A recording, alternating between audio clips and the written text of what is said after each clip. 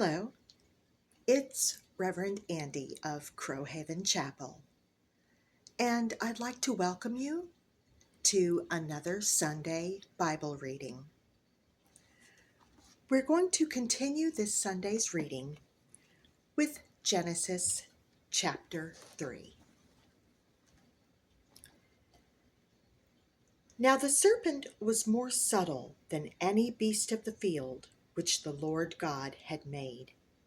And he said unto the woman, Yea, hath God said, Ye shall not eat of every tree of the garden? And the woman said unto the serpent, We may eat of the fruit of the trees of the garden, but of the fruit of the tree which is in the midst of the garden, God hath said, Ye shall not eat of it, neither shall ye touch it, lest ye die. And the serpent said unto the woman, Ye shall not surely die. For God doth know that in the day ye eat thereof, then your eyes shall be opened, and ye shall be as gods, knowing good and evil. And when the woman saw that the tree was good for food, and that it was pleasant to the eyes, and a tree to be desired to make one wise, she took of the fruit thereof, and did eat, and gave also unto her husband with her, and he did eat. And the eyes of them both were opened, and they knew that they were naked. And they sewed fig leaves together, and made themselves aprons. And they heard the voice of the Lord God walking in the garden in the cool of the day, and Adam and his wife hid themselves from the presence of the Lord God amongst the trees of the garden. And the Lord God called unto Adam, and said unto him, Where art thou?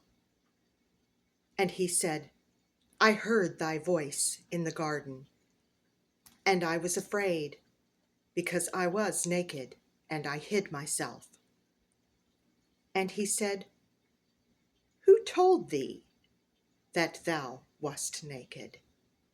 Hast thou eaten of the tree whereof I commanded thee that thou shouldest not eat?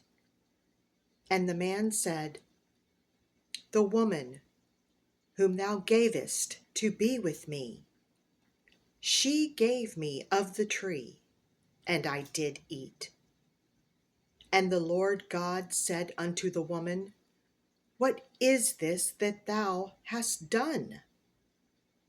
And the woman said, The serpent beguiled me, and I did eat.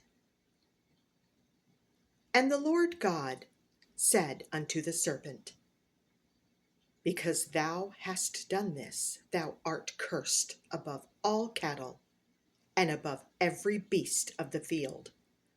Upon thy belly shalt thou go, and dust shalt thou eat all the days of thy life. And I will put enmity between thee and the woman, and between thy seed and her seed. It shall bruise thy head, and thou shalt bruise his heel. Unto the woman he said, I will greatly multiply thy sorrow, and thy conception in sorrow. Thou shalt bring forth children, and thy desire shall be to thy husband, and he shall rule over thee. And unto Adam he said, Because thou hast hearkened unto the voice of thy wife, and hast eaten of the tree, of which I commanded thee, saying, Thou shalt not eat of it, cursed is the ground for thy sake. In sorrow shalt thou eat of it all the days of thy life.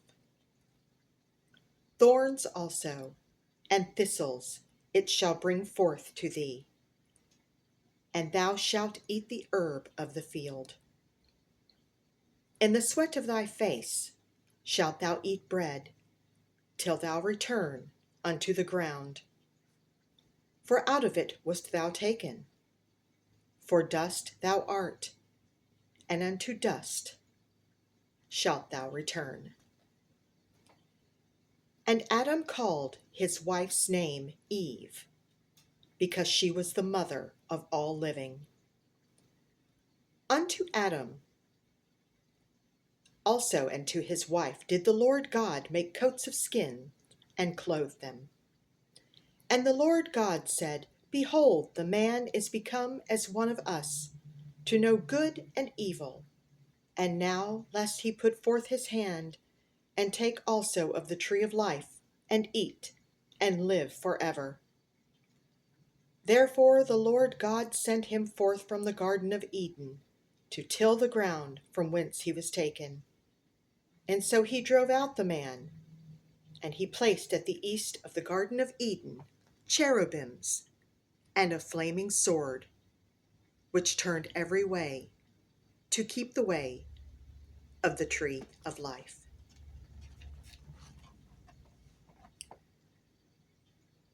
Thank you for joining me on today's reading.